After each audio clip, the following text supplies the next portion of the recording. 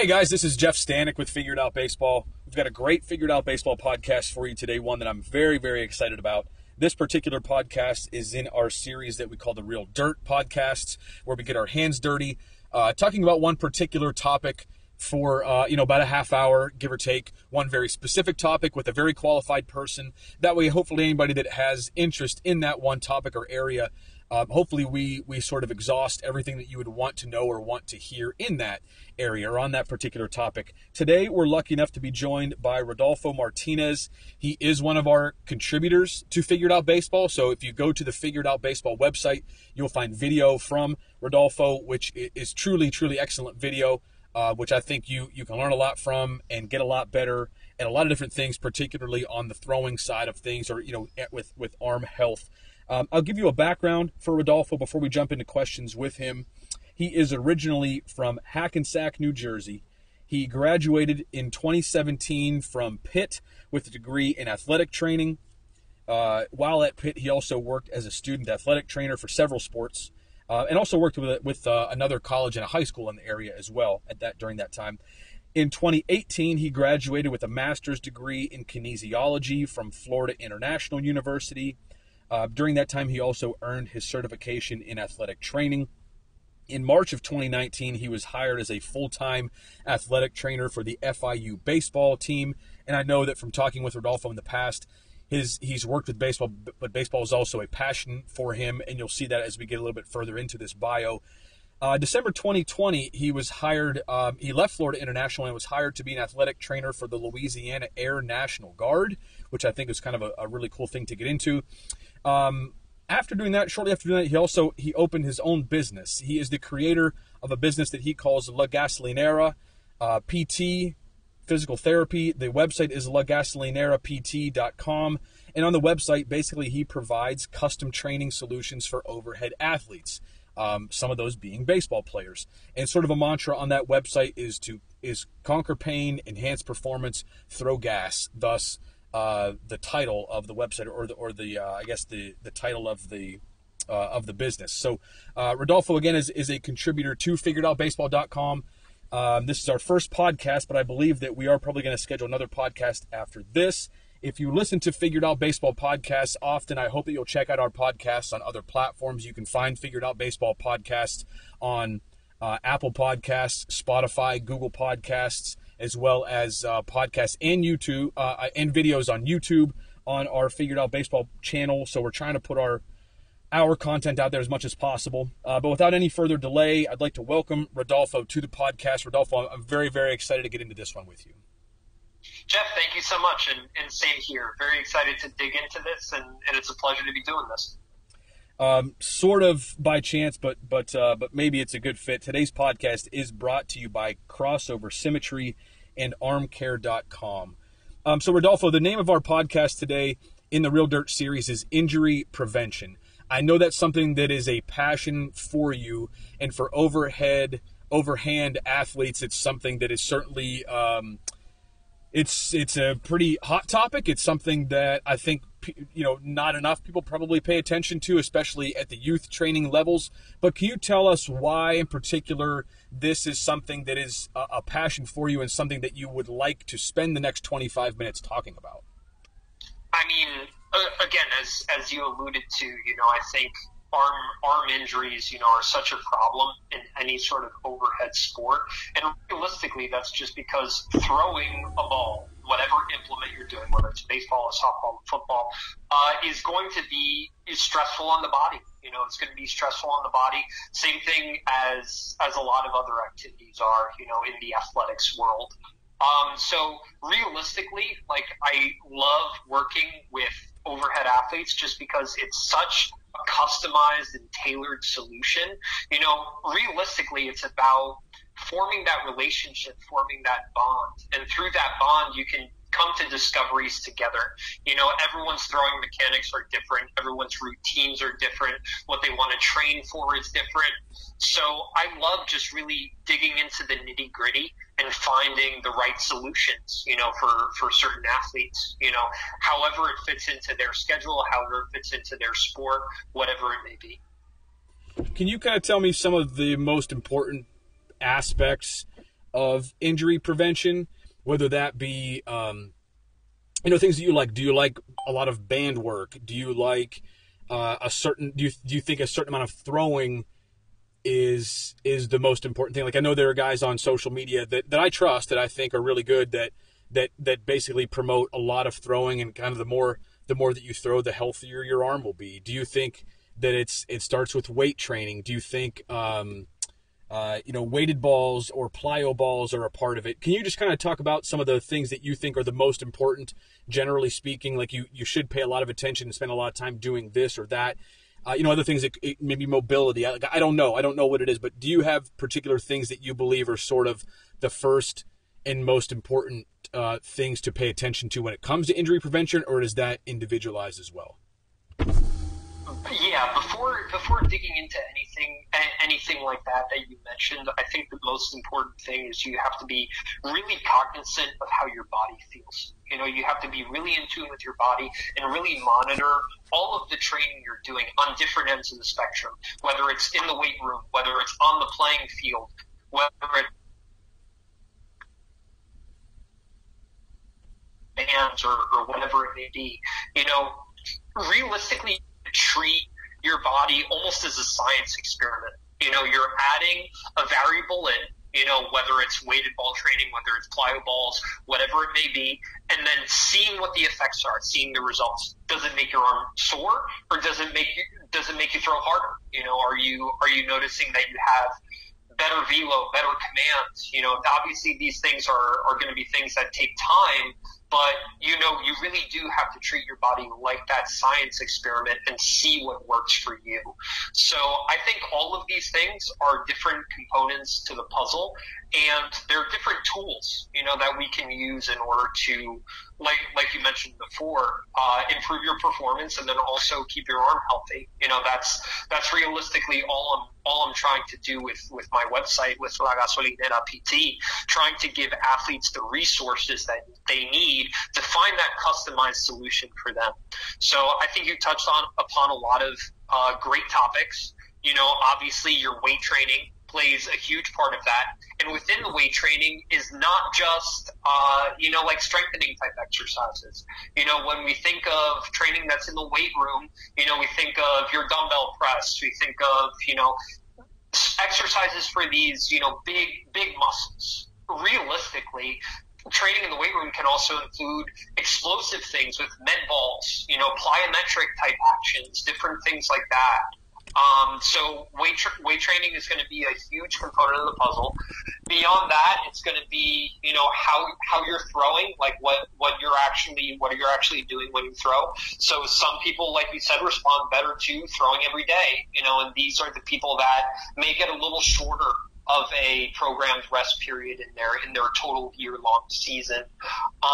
But there are also people that, that need their rest periods, that maybe can't long toss as much as they'd like. There are people that do really well with plyo balls and weighted balls, and there are certain people that don't. I think everything has its risks and its benefits, and you just have to see what the right solution for you is. I think ideally some of the key components that we want to hit is that you want to be doing something in the weight room year round, so obviously this will change depending on the demands of your season, but you do want to be doing something in the weight room year round. You do want to be doing some sort of mobility work.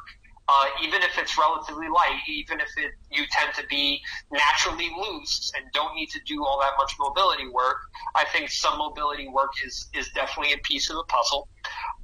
Obviously, making sure your mechanics are okay, that's going to be super individualized, so it's hard to get into without seeing anything. But in addition to that, kind of like you mentioned, that workload management, making sure you're not throwing too much throughout the year. You do need those rest periods at the end of the day, even if it's short, even if you're someone that their arm does better with a little bit of shorter rest periods. But workload management is going to be a big one, throughout the season, but then also throughout the year, making sure that you're limiting the amount of stress on your body. So it's it's definitely a tough question to answer. So I'm really grateful we're doing a Real Dirt podcast just so we can get a little bit into the nitty gritty. But yeah, it's a very multifaceted answer here. Yeah, and we may get to the 30-minute mark here, Rodolfo, and decide that we need to record a second one of these because there's just too much to cover in a 30-minute period. And obviously, you're not dealing with an individual here. We're talking general, which I know can be difficult for something like this. But I just think that it's important. I guess what I like to do with these podcasts is sort of give young players and their coaches maybe even the right questions to answer, the right questions to ask whoever they're working with, their pitching coach or a physical therapist or whoever they're working with, and maybe just kind of give them some tools or some general knowledge that can be useful for them down the line. So one of the things that you just said that I kind of want to touch on next is you've got to be sort of in tune with how your body feels. Just say, for example, I've never thrown with a weighted ball before. First time I throw with the weighted ball, or like the first day on a weighted ball program, I imagine that I'm going to have some soreness, some unusual soreness the next day because I've done something different. How long of a period do I kind of give it? Like you sort of said, you can try some different things and see sort of what works for you, but at the same time, I know that, overdoing it, or for some people, like something maybe more beneficial than others. If I'm going to try something new, like if I'm going to try a new mobility program, or I'm going to try a new weighted ball program, how much soreness or should I expect to be normal, or should I sort of be okay with before I say, this isn't working, I've got to move to something else? Or like, should I give this a certain period of time? Should I ease into it very slowly and see if I see some progress? And if I don't, then stop and go to something different. Like, how exactly do you know if what you're doing is working, or if something you're doing is sort of leading you down a road to injury, or if something you're working on just needs to be given a little more time for your body to adapt to it because it's new? Again, I know maybe a very difficult question to ask because it's kind of general, and a lot to it. But like, as you sort of were answering that last question, that was one question I had, is if I'm trying something new, how long do I give it before I really know whether or not it's working or not? And if I'm having some, immediate soreness, like, how do I know if this is good or bad? Like, do I keep going with it, or do I shut it down and move on from it because it's probably not good for my body? Is that a fair question to ask? Yeah, absolutely. And honestly, I think it's one of the most important questions to ask, especially as you go about this science experiment of tinkering your training and seeing what works best for you. I think, and this is something I learned, being an athletic trainer for the baseball team over at FIU, I think it's important to understand the distinction between pain and soreness. Ultimately, you never want to be throwing in pain. The difference, or at least how I explain it, we think of pain as usually being pretty pinpoint, pretty localized to a certain area. If you have any sort of pain anywhere, could be inside of your elbow, could be anywhere else on the body. I know that's obviously the big concern for baseball players, but could be anywhere. If you do have that pinpoint pain, then usually it indicates that you may be overdoing it a little bit. This may not be right for you. So if you're having that type of pain, then this stress may not be right for you. However, soreness usually is a little more diffuse throughout the body, is usually a little more spread out, and you're definitely going to experience soreness as you add new things in. As you try out different activities, this is something that you haven't done before. So ultimately, your muscles and your joints are going to be exposed to a training stimulus that they haven't before, and they're going to have to adapt. That's how ultimately the body makes improvements. So understanding that pain and soreness distinction is important. In terms of time frame, these changes can take a while to really develop. So I would really advise patience with the process. I think anywhere between 4 to 8 weeks is a reasonable time frame to expect some sort of change. It might be minor, but ultimately this is what you're looking for. Stick with it for those 4 to 8 weeks, see how it develops. If it is improving your performance, then hey, you're on the right path. Keep digging. Keep searching within this area, within this training that you're now incorporating. with that, obviously you want to be cautious of any of those episodes of pain or anything like that, like I mentioned earlier. But that 4 to 8 week time frame is usually a pretty good sweet spot to shoot for. It may sound like a long period of time, but ultimately when you realize over the course of your career that this is just a small blip on the radar, it's important to really understand how to be patient with your training process and realize that all of these improvements are going to take time. So don't expect quick changes, and stick with things for a little while to see if they give you that change. I'm glad you said that about just kind of giving it some time. This is a long time ago, but I can recall it was one of my first years ever coaching. I spent some time at home with my parents' home during the summer. Not maybe a month or so, something like that. But for the time being, I thought I would give some lessons to make a little bit of money while I was home, a little bit extra money. So I gave lessons to one kid sort of from my area. He got a lesson. One day he came over for a hitting lesson, and then he went to his game that night and didn't see. I think he might have went 0 for 4 or something like that. And I talked to him about getting another lesson, and his dad was like, "Well, it didn't help. He went 0 for 4, and then never came back again." I was like, "Are you kidding me? One lesson, you think the kid's gonna get 4 hits?" But anyway, another story altogether. But okay, so Rodolfo, if I'm inputting something new, especially in a throwing program, right? Is there an optimal time of the year to do this? So we'll go by a high school or a college athlete. Most college athletes are playing in the summer, in summer ball, as are high school athletes. So you have your primary season through the spring and summer. You have a fall season, which a lot of most colleges have fall seasons. High school players, some do, some don't. Some guys play football or whatever, maybe take some time off. And you have your winter, I think for everyone is sort of quote unquote the off season, if there is one.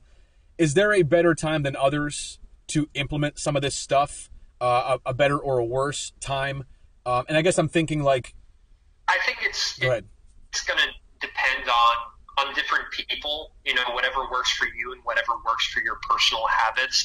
I mean, I kind of look to the calendar week, for example. Technically our calendar week starts on Sunday, but for me, in my mind, it makes more sense to start it on Monday. So that's how I kind of mentally block out my week. I think the two periods that are going to benefit baseball players the most to think about starting to make these changes and start to think about how they're going to organize their year are the two major periods of downtime. So obviously, like you said, a lot of athletes are playing through the summer, but usually you have maybe a couple of weeks at the end of the summer, after summer ball stops and before fall ball starts. So usually that period of downtime may be a good one to think about your calendar year and how you want to organize your training, any sort of additional things you may want to add in. Or there's also that period in December, like you talked about, right before the season starts, that period of time off that baseball players have. Obviously, that one is going to be a little more complicated because you have the holidays and whatnot. Usually people are busy with their families and different things. And, maybe you're thinking about baseball a ton. Maybe you just want to, eat a lot of turkey and ham. But I think looking at those two periods are important.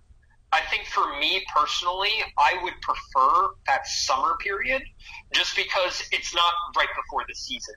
I don't think – as you go into the season, I wouldn't necessarily tinker with it a ton. Just for me personally, you may stumble upon something great and it really may, unlock your performance and you have a great year where you just shove or you rake. But realistically, there's also the potential to have something like this where you find a piece of training that, again, maybe isn't right for you. And you'll have to change gears and shift accordingly. I don't necessarily like doing that right before the year, so that's why I, again, gravitate towards that summer period. But realistically, it's whatever works best for you. I think it is just important to think about, your calendar year in terms of your competitive season, whether that's, what your traditional season in the spring or, thinking about your summer ball season, whatever it may be. I think it's important to just think about your training like holistically and really have a plan for how it's going to go. You know, like what you're going to do in the weight room, what you're going to throw, what arm care stuff you're going to be doing. You know, again, it's just such a multifactorial puzzle that I think you need to sit down and kind of plan it out and adjust where you need to. But I think having that plan is super important. Is it safe, Rodolfo, to either start or continue, maybe there are different answers to both, start or continue weighted ball programs during the season? And I'll just kind of say this. There's a former player of mine who was in the Marlins organization who had great stuff, could really pitch, but they felt like he didn't have the velocity he needed to be successful to be a big league pitcher. So there was one spring training where basically they held him out of competition for like 2 months, 6 weeks, 8 weeks, whatever it was, to go on a weighted ball program. They wanted him to do that before he started competing. Is it safe for a high school athlete who maybe doesn't have like a super regimented program, maybe is pitching for more than one team, so their outings are not like really, really regimented? Like, for example, they're going to pitch today and have 5 or 6 days off before they pitch again, or before they start another game. Is it safe for guys to start weighted ball programs, anytime during the season? And I want to talk about weighted ball specifically because I know that velocity is king, and I know that weighted balls are how a lot of people out there, that's how that is kind of the, I guess, the most efficient route is for, according to most people, about how to gain velocity pretty quickly, which in the recruiting world is pretty darn important to gain velocity. Is that safe to do during the season, or particularly with weighted balls, would you have a little bit of a different answer to that last question as far as maybe waiting until outside of competition season? I mean, ultimately, like, the way I see it, it's a calculated risk. Like, there is a chance that weighted balls might not be right for you. There is a chance that you may get injured throwing weighted balls. But ultimately, they do have that benefit as well. Like, they could really improve your velocity. It could be a training method that really works for you. So, it's going to be a calculated risk. If you want to do it, like, as you said, like, in season and really get after it in season to hopefully, improve your performance and really have a great year. I think that you can, but I think ultimately you have to be ready for the consequences as well. And go into it with that calculated risk mentality. And again, be super, super in tune with how your body feels and check in with yourself. Make sure that this is still something that works for you.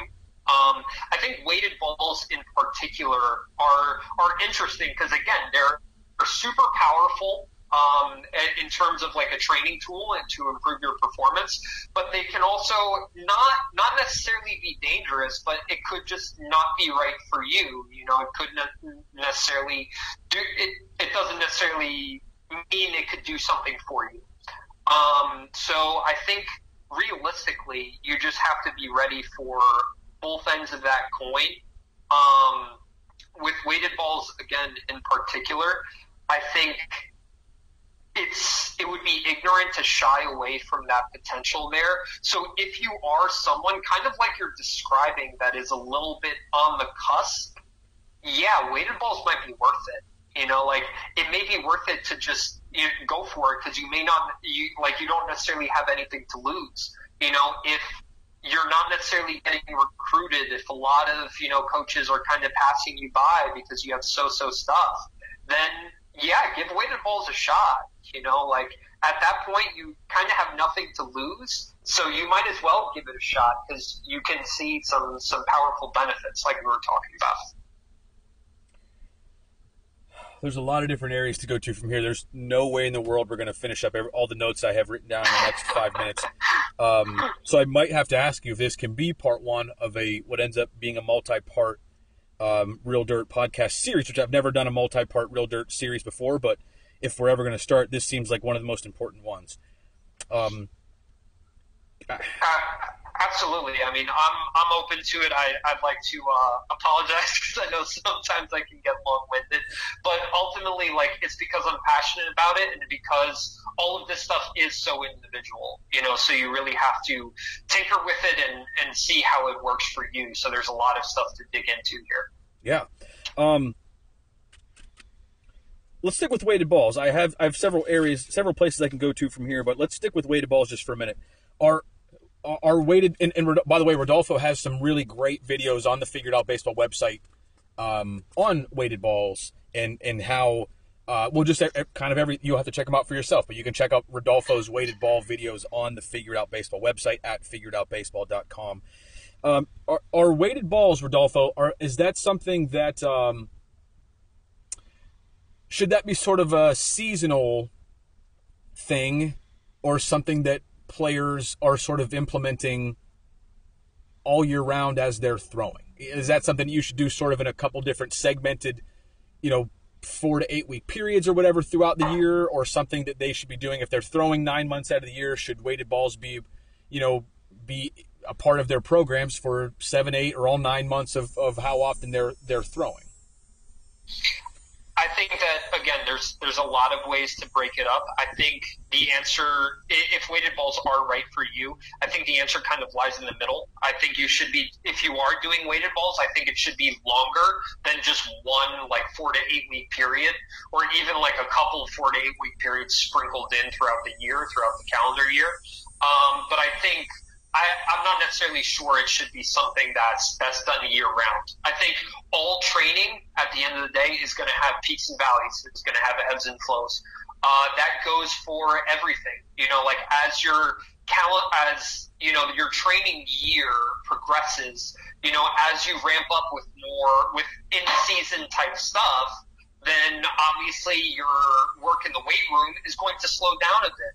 I think weighted balls are kind of the same way. So if you're in more of an off-season period, and you don't really need to ramp up all that suddenly, I think weighted balls, it's not necessarily appropriate at that time. I think it matters, being intentional here and really thinking about what you're doing, what your goals are. Obviously, weighted balls can have powerful effects, but there's no reason to be ramping up if you don't need to. And especially early on, when you're first, coming back from a period of rest where you haven't been throwing for a while and you're just getting the arm moving again, I think implementing weighted balls at that point would be kind of counterproductive. You're not really ramping up for anything, so why are you trying to incorporate the weighted balls? So I think it should be more than just those 4 to 8 week stints, but I don't think it should be the full year either. So a person who, a standard high school player who starts playing somewhere in February or March and plays through the summer, who goes to sort of an off-season weighted ball program in November when they haven't necessarily been throwing much, and I know that this occurs in my area, something like that does not sound like it fits what you would suggest. Am I correct in saying that? Yeah, I think in this particular example, November is just a little bit too early. I would be looking at more at December, maybe January, and then continuing it through the season. When you start the season, obviously baseball seasons are some of the longest seasons there are in sports. So if you're trying to come out the gate guns blazing, I think by the midway point, for big leaguers, by that All-Star break, you're going to gas out a little bit. So I think starting in that December, January timeframe, where you started to get maybe like a couple of periods, a couple of those 4 to 8 week blocks before the season actually gets started, and then going through the season, I think that's a little bit more advantageous. Today's podcast, again, is brought to you by Crossover Symmetry and armcare.com. For baseball players, if you want to increase velocity without losing command or throw runners out from anywhere in the field, check out armcare.com. Developed by Crossover Symmetry, armcare.com measures your arm strength and delivers customized prep, strength, and recovery training based off of what you need most that day. Gain velocity through targeted training while also having your best stuff every game. Armcare.com is used at every level of baseball players who want an advantage over their competition and take their health and performance seriously. Go to armcare.com and get started today. Again, sort of maybe a good coincidence that armcare.com is sponsoring today's podcast. But Rodolfo, we're about at our 30-minute mark, and I still have several major areas of this that we hadn't even gotten into. So I do hope that we can have a part 2 to this Real Dirt podcast, because we really, while we talked about some aspects of injury prevention, I didn't even get to ask you some basic questions like what are some of the biggest contributors that you've seen to injuries, or, how the things that people can be doing in the weight room that, could be contributing to injuries that people may not think about because maybe they're on a football specific lifting program or a bodybuilding type of lifting program instead of something baseball specific. So those are some teasers that we can get into in the next time that we record. But Rodolfo, I really appreciate your time today, and this half hour went by very, very fast for me, but it was really good stuff. Absolutely, same here. I'm looking forward to our second part to this, because there's definitely a lot more that goes into this. So I'm looking forward to diving into it some more and helping out some people, whatever piece of the puzzle it is, whatever works for them. Whatever your favorite medium is to listen to Figured Out Baseball podcast, I hope you'll check back here soon for part 2 of our Real Dirt series with Rodolfo Martinez that we're calling Injury Prevention. Today, again, was part 1. Check out part 2 that'll be coming to you very soon.